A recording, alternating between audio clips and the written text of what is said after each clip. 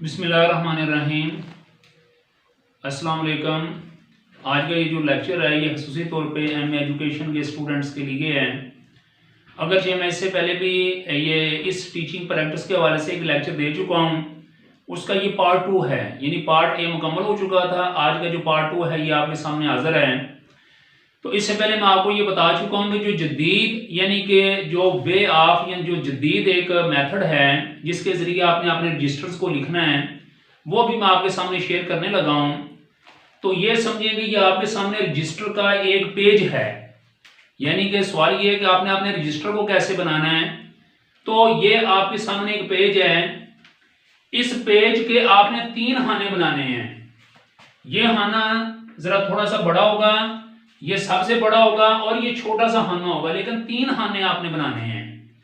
इस खाने के ऊपर सबसे आपने पहले ऊपर लिखना है हेडिंग, इधर आपने लिखना डिस्क्रिप्शन ऑफ द लेसन लिख लें या सिर्फ डिस्क्रिप्शन लिख लें, और यहां पे आपने लिखना ब्रीफ नोट्स।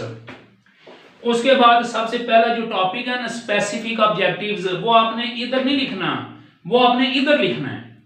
यहां पर ना हेडिंग्स इसके नीचे लिखना है स्पेसिफिक ऑब्जेक्टिव्स।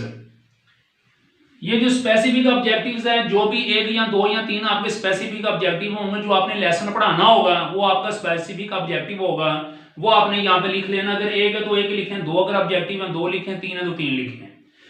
आपने स्पेसिफिक ऑब्जेक्टिव इधर लिखना है और जो ऑब्जेक्टिव्स हैं अमली तौर पे वो आपने इधर लिखने हैं। उसके बाद दूसरी हेडिंग आ जाएगी टीचिंग एड्स, ये आप लिखेंगे, पॉइंट इधर लिखेंगे, जो एड्स हैं वो इधर लिखेंगे, duster, marker, white board, text book, charts वगैरह। तीसरा पॉइंट आ जाएगा टीचिंग मेथडोलॉजी, जो भी टीचिंग मेथडोलॉजी होगी, ग्रामर ट्रांसलेशन मेथड है, एक्टिविटी मेथड है, प्रोजेक्ट मेथड है, डिमॉन्स्ट्रेशन मेथड है, लेक्चर मेथड है, लेक्चर डिमॉन्स्ट्रेशन मेथड है, जो भी है वो आपने इसके आगे यहाँ पे लिख लेना है। उसके बाद जो चौथा स्टेप है वो होगा प्रेजेंटेशन। मैंने इससे पहले लेक्चर में बता चुका हूं, आप यहां तो लिखेंगे स्टार्टिंग ऑफ द लेक्चर या लेसन, स्टार्टिंग ऑफ द लेक्शन, या फिर लिखेंगे प्रेजेंटेशन, और एक तीसरा लफ्ज है प्रोडक्शन, वो भी लिख सकते हैं। एक और लफ्ज है परफॉर्मेंस, वो भी लिख सकते हैं।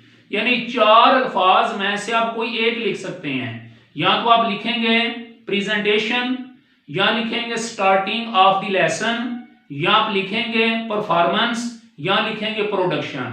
चारों में से कोई एक लफ्ज लिखना है, और उसके नतीजे के तौर पर यहां पर आपने मुकम्मल लेसन लिख देना। वो असल में this is the main area, this is the main part of your lesson planning. यहां पर अगर आप इंग्लिश पढ़ा रहे हैं तो आपने जो पैराग्राफ पढ़ाना है वो इंग्लिश का पैराग्राफ लिखेंगे, साथ उसके नीचे आप वर्ड्स मीनिंग लिखेंगे, उसके साथ नीचे उसकी ट्रांसलेशन लिखेंगे। अगर आप उर्दू पढ़ा रहे हैं तो वो भी इसी तरीके से आप लिखेंगे।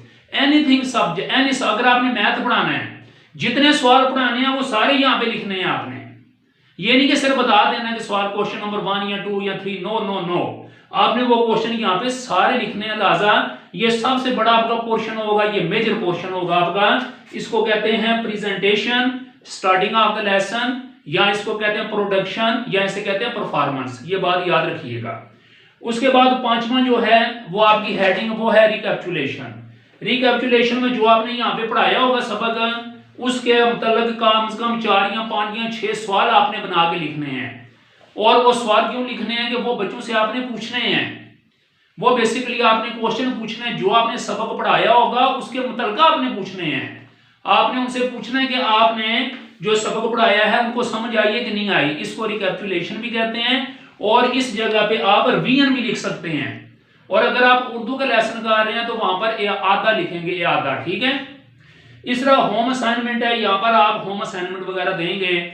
अगर आपने इस्लामियात का लेक्चर बनाना है, अगर आपने मिसाल के तौर पर उर्दू का बनाना है, तो उसके लिए फिर क्या होगा, यही आ जाएंगे मकासदे खास, यहाँ पर आ जाएगा टीचिंग एड्स का क्या आ जाएगा, तदरीसी मावनात, और इनका फिर ये साइड इधर चली जाएगी, ये आपको पता होना चाहिए। अभी चूंकि इंग्लिश है ये साइड इधर है।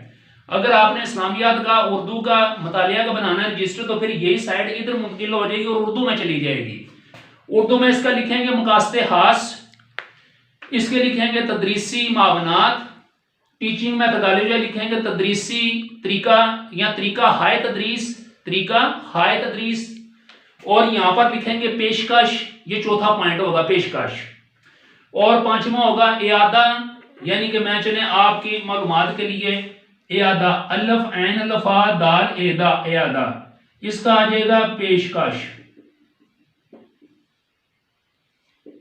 इसका टीचिंग मेथोडोलॉजी का आ जाएगा यानी कि तदरीसी तरीका हाय तदरीस,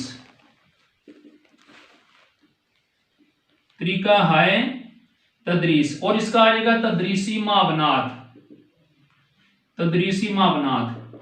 और इसका आ जाएगा मकासदे खास। और आखिर वाला होम असाइनमेंट का आ जाएगा, आप होमवर्क कह लें, घर का काम कह लें, ये आपकी अपनी मर्जी है, घर का काम या घर की मशक। तो ये पॉइंट उर्दू के क्या होंगे, मकासदे खास, तदरीसी मावनात, तरीका हाय तदरीस, पेशकश, इयादा और घर का काम। इंग्लिश के होंगे specific objective, teaching ads, teaching methodology, presentation या स्टार्टिंग ऑफ द लेसन या परफॉर्मेंस या प्रोडक्शन। और ये होगा रिकैपिचुलेशन और ये होगा होम असाइनमेंट।